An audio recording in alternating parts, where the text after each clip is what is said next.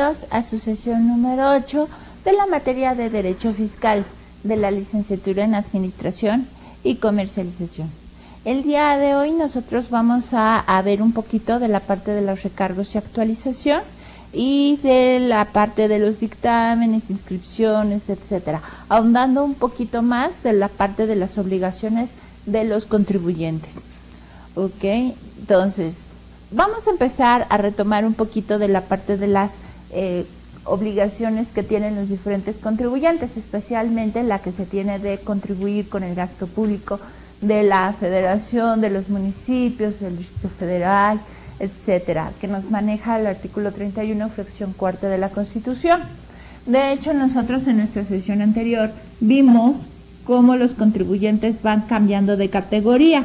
Aquí tenemos la parte de cuando los contribuyentes empiezan precisamente con sus primeros trabajos y empiezan a cotizar con la parte de sueldos y salarios. Posteriormente, el contribuyente se empieza a independizar, empieza con la parte de, a lo mejor con la parte de los repecos, que son régimen de pequeño contribuyente, en donde estos contribuyentes les van a facturar al público en general. Sin embargo, existen otros contribuyentes que crecen estos y se van a lo que es el régimen intermedio. Este régimen intermedio van a tener un poquito más de obligaciones porque ya van a llevar lo que es la facturación. Este repeco pues van a tener público en general y no está obligado a expedir comprobantes con IVA. En el momento que ya va a tener comprobantes con IVA se va a cambiar a lo que es un régimen intermedio. Ese régimen intermedio lo va a llevar precisamente ya Hacienda, está dentro de las mismas tesorerías y ya va a llevarlo a Hacienda. Posteriormente tenemos otro régimen cuando va creciendo que vendría siendo el de actividades empresariales. De actividades empresariales ya es cuando empiezan a crear a su empresa.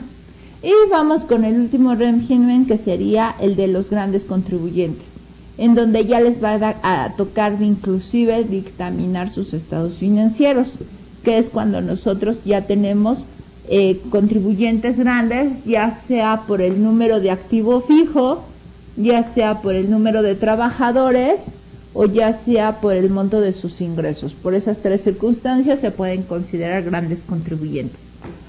Aquí las personas tienen un régimen especial, podríamos decir, antes de llegar a la parte de intermedio, y muchas veces lo ponen aquí en intermedio, que vendría siendo las personas con servicios profesionales.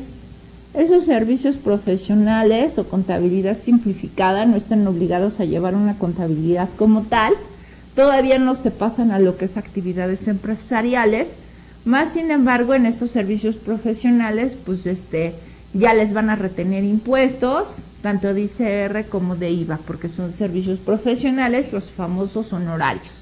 Entonces esas personas no van a llegar a tantos ingresos como una actividad empresarial, pero no tienen las obligaciones de un régimen intermedio, en donde le van a tener que pagar un tanto por ciento a la federación y un tanto por ciento al municipio o local.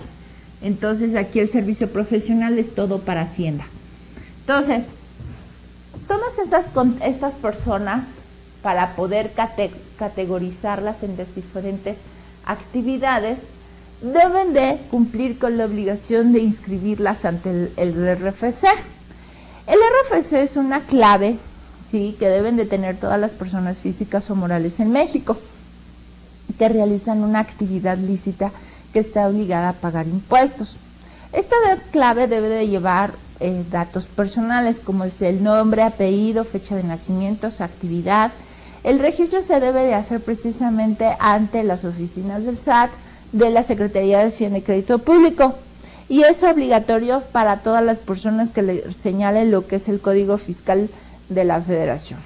El artículo 117 y 118 en este sentido obliga a los asalariados a proporcionar a las personas que le hagan los pagos los datos necesarios para que los inscriban dentro del RFC, y a los patrones a su vez los obliga a solicitar a las personas que contraten por sueldos y salarios que le proporcionen su RFC.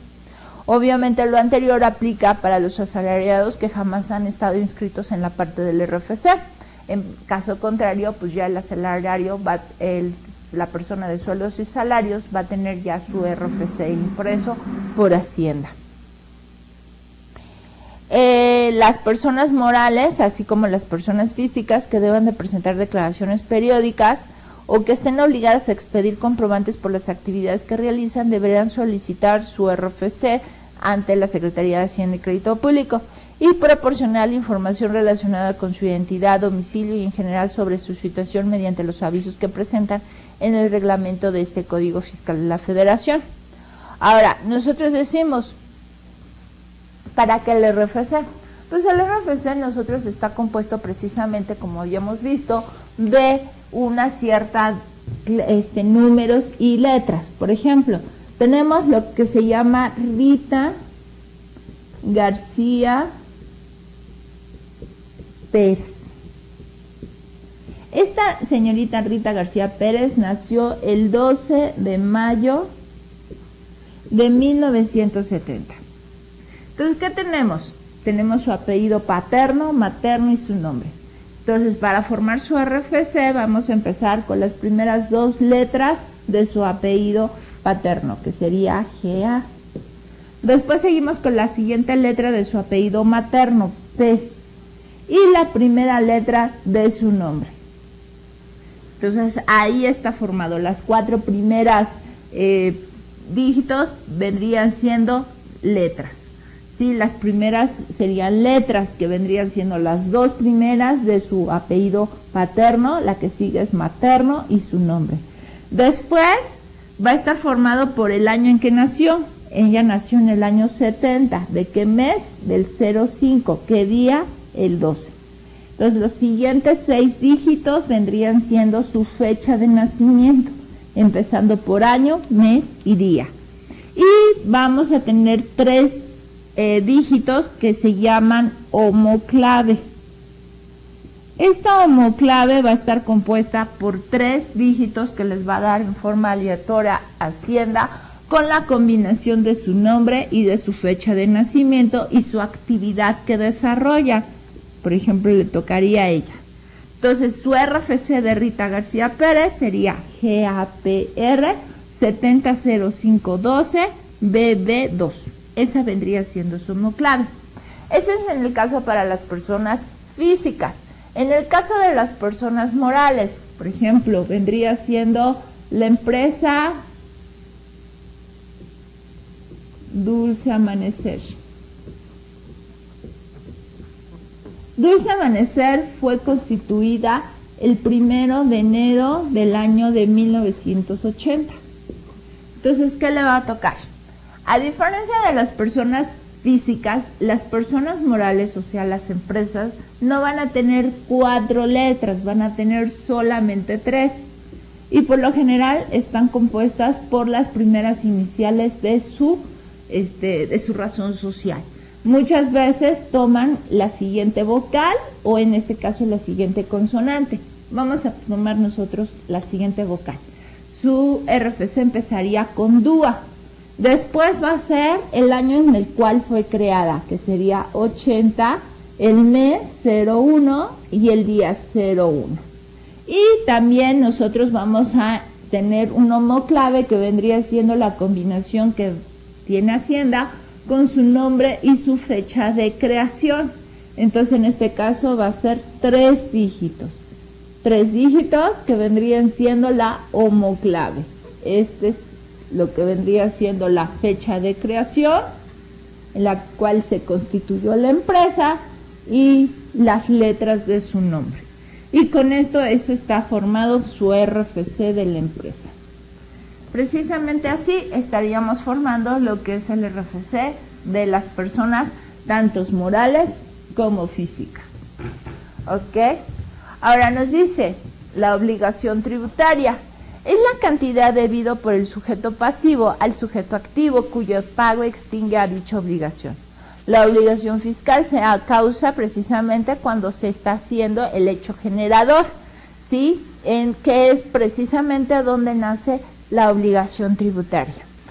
como habíamos visto en la sesión anterior, el artículo 6º, primer párrafo del Código Fiscal de la Federación nos dice que las contribuciones se causan conforme se realiza la situación jurídica o de hecho prevista en las leyes fiscales vigentes durante el lapso en que ocurra. Entonces, el RFC debe presentarse dentro del mes siguiente al día en que se efectúe las situaciones que a continuación se señalan. Las personas morales residentes en México a partir de que se está firmando su acta constitutiva. Las personas físicas, así como las personas residentes en el extranjero, desde que se realizan las situaciones jurídicas o de hecho que den lugar a la presentación de las declaraciones periódicas. Es decir, si a esta persona, por ejemplo, la señorita Rita García Pérez, nació en el año de 1970, pero antes de ello, pues no había generado ningún ingreso, se dedicaba a estudiar, a ser hija de familia, nada más. No tenía ninguna obligación, de hecho no tenía obligación de estar inscrita en el Registro Federal de Contribuyentes. No tenía lo que es una obligación tributaria. Pero ¿qué pasa? El día de ayer empezó a trabajar. Entonces, ¿qué va a pasar? Que, como nos dice en esta situación, desde que se realice la situación jurídica de hecho que den lugar a la prestación de declaraciones periódicas. Entonces, ¿qué quiere decir? Desde el día de ayer ya tiene que ser la señorita Rita García Pérez, tiene que irse a inscribir al Registro Federal de Contribuyentes, en donde le expidan una constancia de que se inscribió y obtuvo su RFC.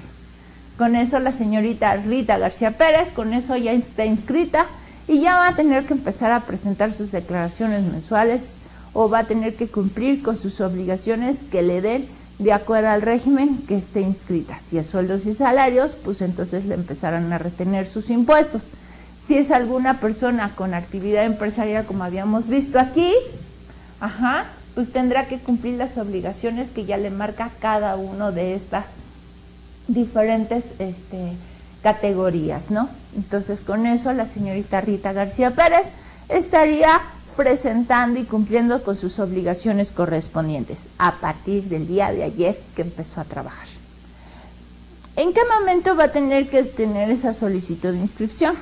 La solicitud de inscripción en el RFC deberá presentarse ante la autoridad recaudatoria correspondiente al domicilio fiscal de contribuyentes y debe presentar los siguientes campos de RFC, lo que habíamos dicho.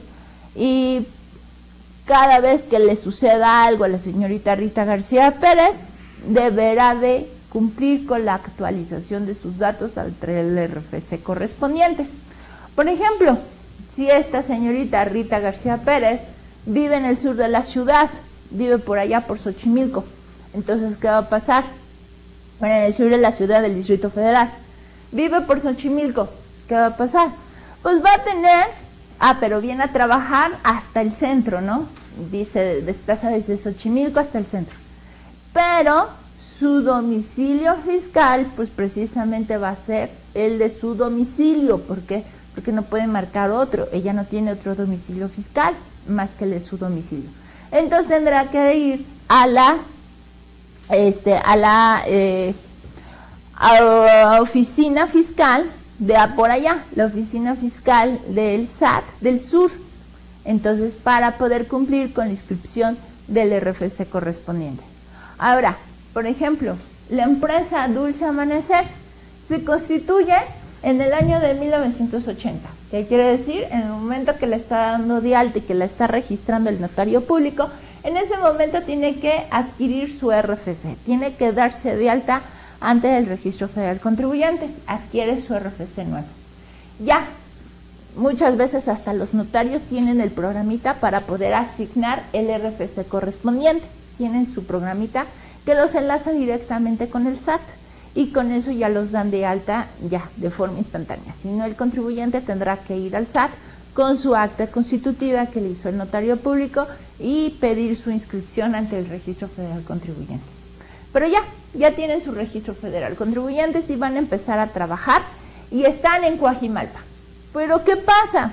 Al cabo de 2 meses cambian de domicilio, cambian y se vienen a la colonia Nápoles. Entonces, ¿qué va a pasar? Van a tener precisamente que hacer un cambio de domicilio fiscal y tienen que avisarle ese cambio al Registro Federal Contribuyente, es decir, la Hacienda. Oye, Hacienda, ya no estoy en Coajimalpa, ya me cambié a la colonia Nápoles. Mi nuevo domicilio fiscal es tal.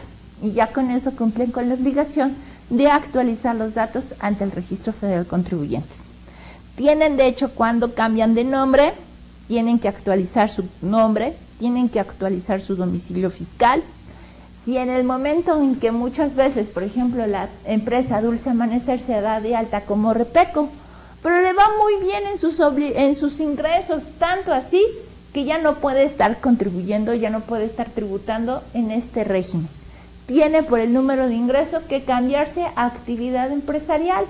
Entonces van a crecer, van a tener un aumento de responsabilidades.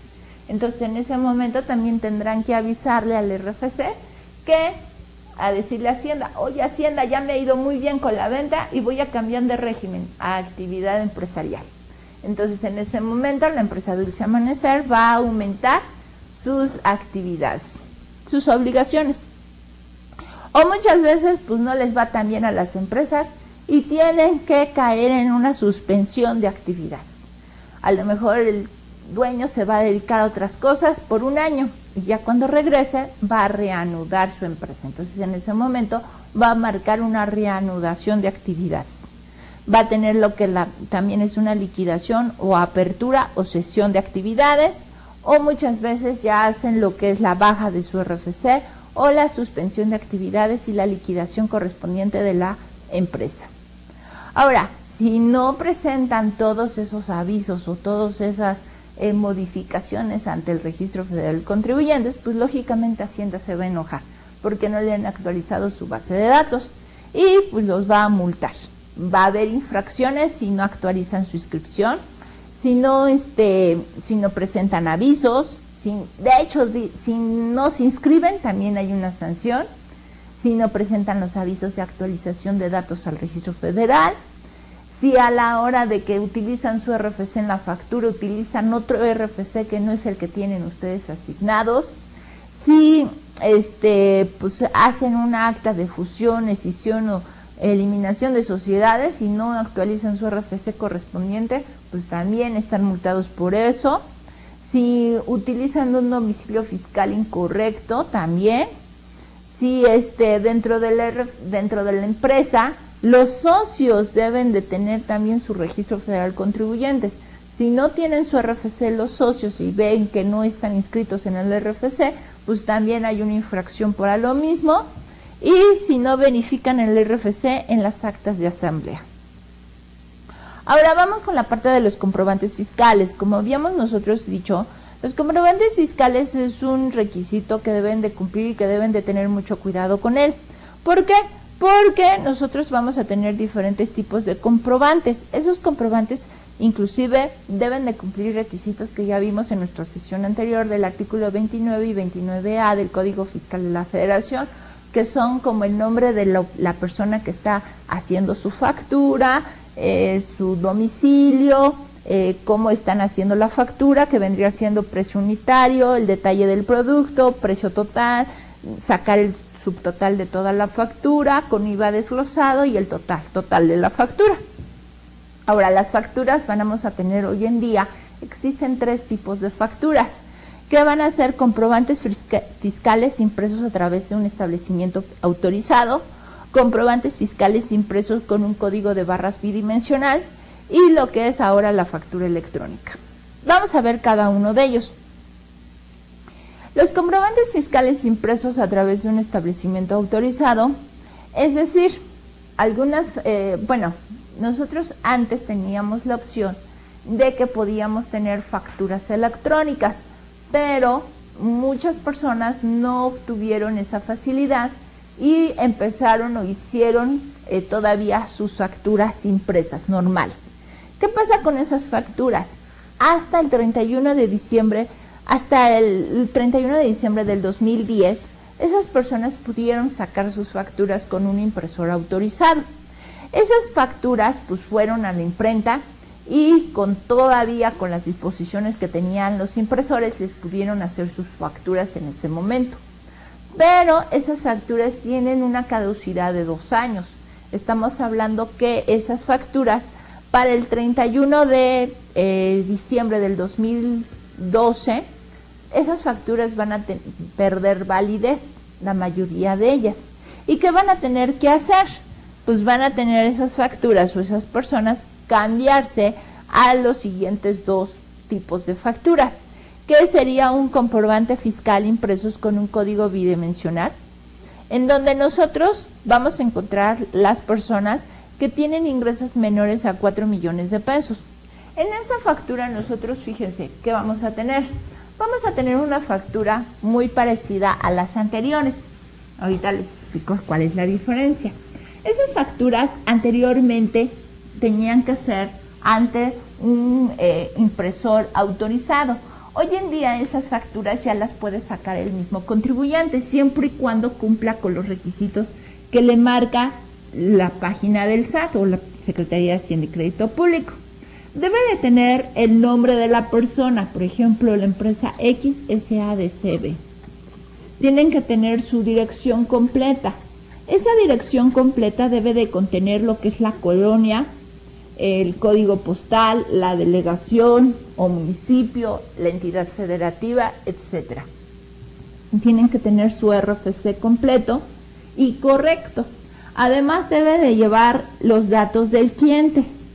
De la misma forma, nombre del cliente, su dirección completa, incluyendo código postal, delegación, municipio y colonia, entidad federativa y su RFC correspondiente. Dentro de la misma factura vamos a encontrar que también debe de tener un desglose de los productos. Es una descripción del producto aquí, el número de las cantidades, ¿sí? Voy a necesitar 3 del producto A, ¿sí? Su costo unitario, es decir, que cuesta 100 pesos cada uno, y el costo total, que serían 100 por 3, serían 300. Tengo 2 del producto B a 200 pesos, o sea, serían 400. Tengo 3 del producto C, que cuesta 100 pesos cada una, entonces serían aquí, y esto nos estaría dando un subtotal de 1000 pesos, más un IVA del 16%, que serían 160, un total de 1160. Esta va a llevar su RFC, y aparte de su RFC van a tener que llevar un código de barras bidimensional, que lo va a tener que adquirir el contribuyente en la página del SAT. Esa página del SAT le va a decir, uno con su firma electrónica avanzada, va a ingresar a la página del SAT y le dice, oye SAT, voy a imprimir 30 comprobantes del folio 1 al 30. Entonces, si le va a sacar un código de barras bidimensional, ese código de barras bidimensional va a cambiar cada vez que el contribuyente va a solicitar nuevos folios, es decir, primero para el 1 al 30 pide su código de barras bidimensional, etcétera, y ya con eso se lo dan. Después necesita otro código de barras bidimensional, ¿por qué? Porque va a imprimir comprobantes del 31 al 60, entonces va a necesitar entrar otra vuelta a la página del SAT y con eso va a imprimir sus nuevos comprobantes fiscales. Ahora es importante que ese código de barras sea impreso con la mejor calidad para que también puedan captarlo otras máquinas que ya están hoy en día utilizándose para poder ver que ese comprobante fiscal es real, ¿no? Que no es un comprobante fiscal fraudulento. Entonces, por eso, las personas que todavía no lleguen a rebasar sus ingresos de 4 millones de pesos pueden entrar dentro de esta opción. Tenemos otra opción en donde ya rebasan los 4 millones de pesos anuales y tienen que entrar en lo que es la factura electrónica. Esa factura electrónica, que es un comprobante fiscal digital, tenemos de dos tipos: comprobante fiscal digital, que fue antes del 31 de diciembre del 2010, en donde las personas podían expedir sus comprobantes fiscales por ellas mismas o por un tercero autorizado. Pueden seguir inclusive emitiendo sus comprobantes fiscales digitales por medio de esta opción, pero cuando esta opción no la tomaron hasta el 31 de diciembre del 2010, tienen que optar por lo que es un comprobante fiscal, un CFDI, en donde nosotros vamos a tener inclusive lo que se llama un certificado de sello digital. Ese certificado de sello digital va a ser un sellito que por cada factura que expidan les va a dar inclusive muchos números y letras aquí, y ese sellito, pues por cada factura que expidan se los va a dar Hacienda, en donde va a ser muchos números y letras, donde todo este sello nos va a dar inclusive los datos del contribuyente, los datos del cliente, el importe, ¿sí? Todo esto nos va a decir el código, y va a ser muchas letras y números. Ese certificado de sello digital va a ser por factura, y de hecho cuando nosotros expedimos un comprobante digital impreso, nosotros hacemos, inclusive podemos o debemos inclusive expedirlo en forma impresa, pero además va a generar dos archivos, uno en formato PDF y otro en formato XML. Entonces nosotros en ese formato XML no lo vamos a poder leer directamente en nuestra computadora, necesitamos un lector óptico para que con eso nosotros podamos, inclusive se puede tomar lo que es el certificado de sello digital, y con eso nos va a dar todos los datos de la factura para que nosotros podamos comprobar esa factura. Esos contribuyentes que están con los CFDI tienen que inclusive entregarle cierta información mensual a Hacienda sobre todo lo que vendría siendo qué facturas son las que emitieron tales.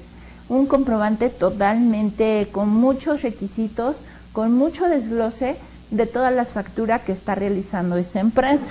¿Por qué? Porque ya son empresas mayores, ya son empresas muy grandes que están inclusive, sus ingresos son mayores de los 4 millones de pesos.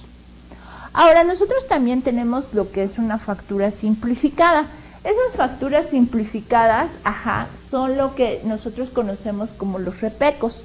Esas facturas simplificadas van a obtener o van a tener todo lo que es el nombre de la empresa, su RFC, su dirección completa, los datos del cliente, la descripción del producto, pero no van a llevar IVA. O sea, el IVA no lo llevan. En el momento que una persona repeco, régimen de pequeño contribuyente, empiece a expedir comprobantes con IVA o tenga que expedir comprobantes con IVA, en ese momento tiene que dejar este régimen y se tiene que convertir o ya sea intermedio o ya sea actividad empresarial. ¿Ok? Entonces, la característica es que no lleven IVA. Ahora, nosotros tenemos lo que sería la parte de la contabilidad. La contabilidad es una parte, o es una obligación que deben de llevar algunas personas, sobre todo para poder llevar el detalle de todas las operaciones que está realizando su negocio. Es muy importante que la contabilidad la lleven dentro de un sistema de contabilidad adecuado que le permita registrar todas las operaciones de la entidad. Nosotros tenemos diferentes tipos de software y sistemas de contabilidad. Hay sistemas de contabilidad abiertos donde la persona hágase su programa y se va a adaptar de acuerdo a las actividades que está haciendo la empresa, o nosotros tenemos algunos software que son rígidos. Esos software que son lo que serían programitas que nosotros podemos comprar dentro del mercado, son programas muy baratos que nos permiten llevar la contabilidad dentro de nuestro negocio. De hecho, en cualquier computadora nosotros podemos llevar la contabilidad utilizando esos programas, lo que serían programas rígidos, y donde nos va a permitir llevar un registro de todas las operaciones de nuestro negocio.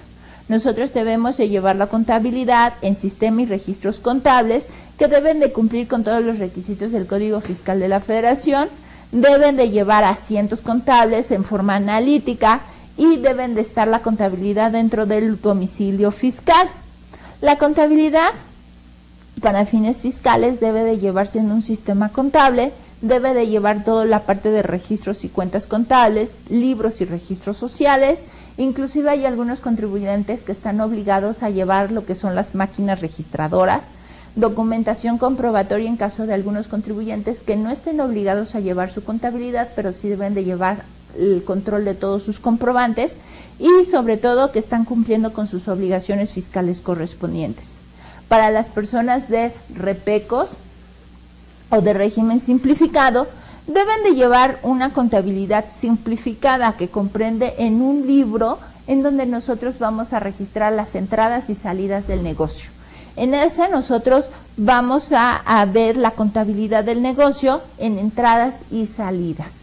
Sobre todo se va a llevar como si fuera la caja del negocio, cuánto entra al negocio de efectivo y cuánto va a salir de dinero. Nosotros debemos llevar la contabilidad, como les había comentado, y conservarla. Esa contabilidad, las personas que no estén obligadas a llevar la contabilidad deben por lo consiguiente conservar toda su documentación correspondiente.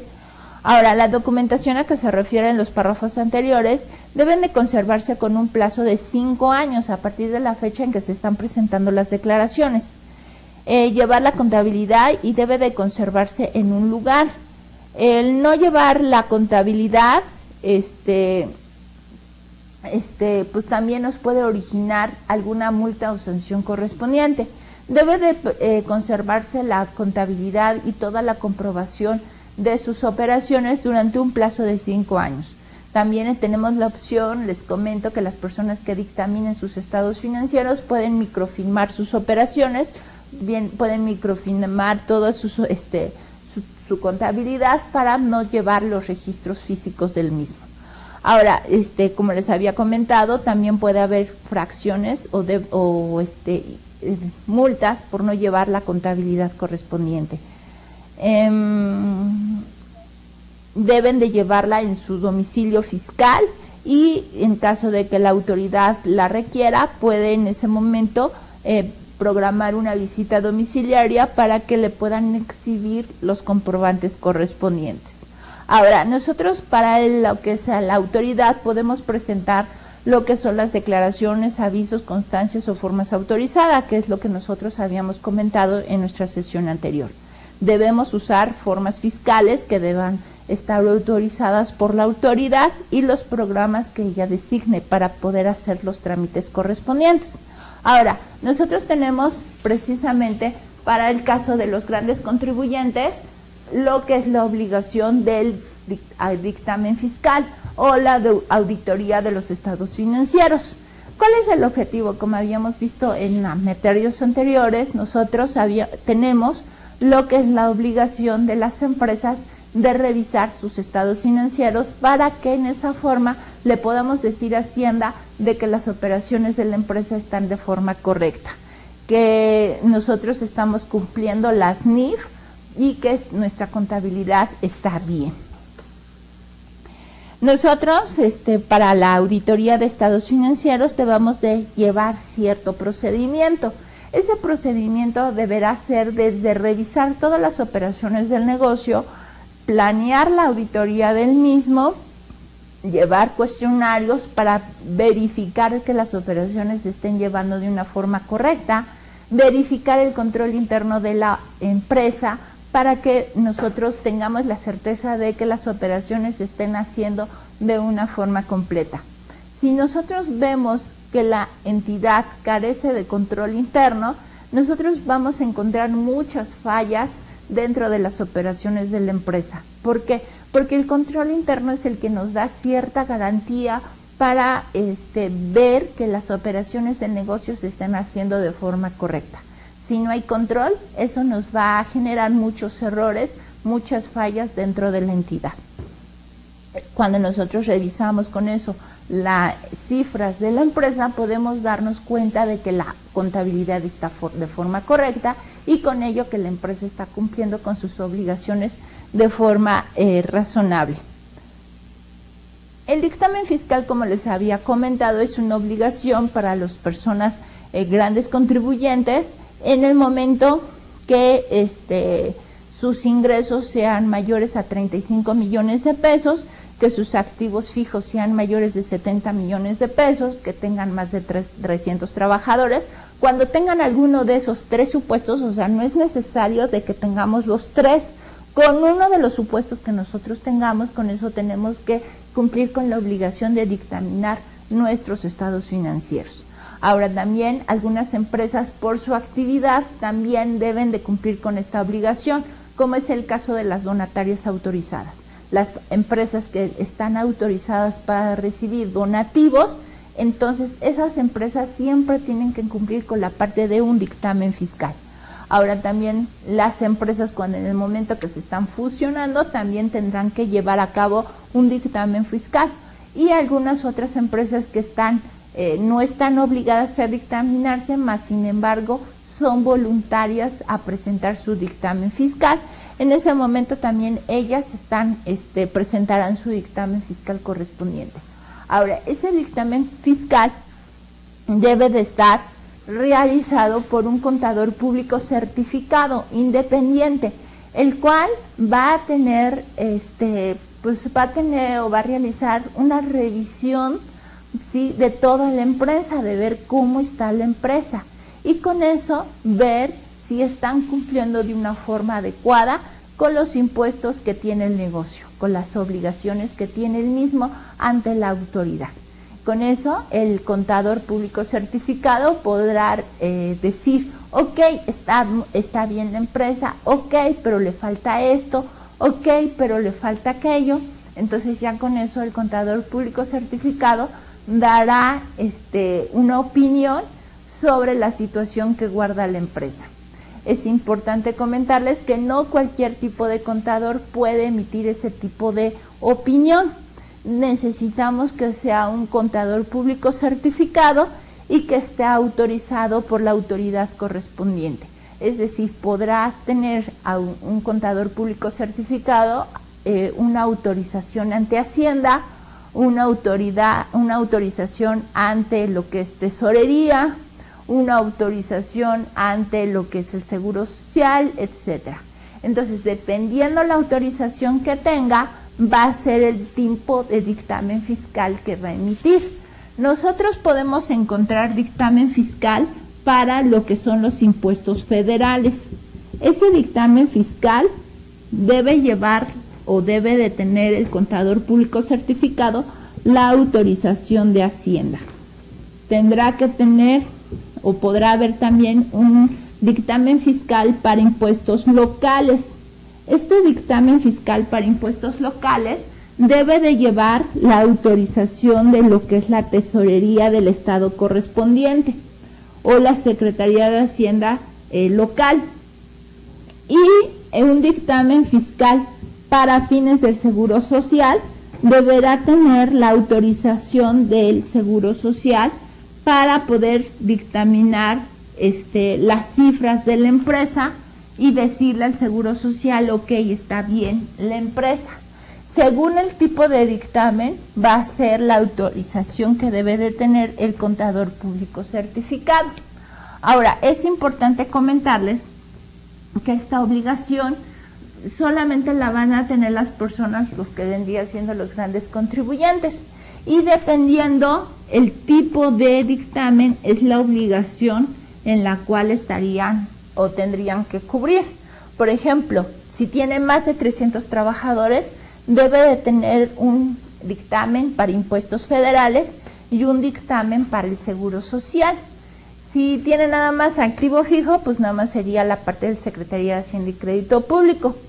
Si tiene ciertos números de ingresos, a lo mejor está obligado para un impuesto local, para impuestos locales, o para lo que vendría siendo impuestos federales. O sea, dependiendo el tipo de obligación en la que caiga, va a ser el tipo de dictamen fiscal que va a tener obligación a cubrir. Ok, con esto nosotros vimos de una forma más clara la parte de las obligaciones que tienen los contribuyentes y con ello cómo estarían cumpliendo con esas obligaciones que tienen marcadas. No me queda más que agradecerles su atención por esta sesión, invitarlos para que realicen los reactivos correspondientes a la misma y nos vemos en la próxima. Muchas gracias.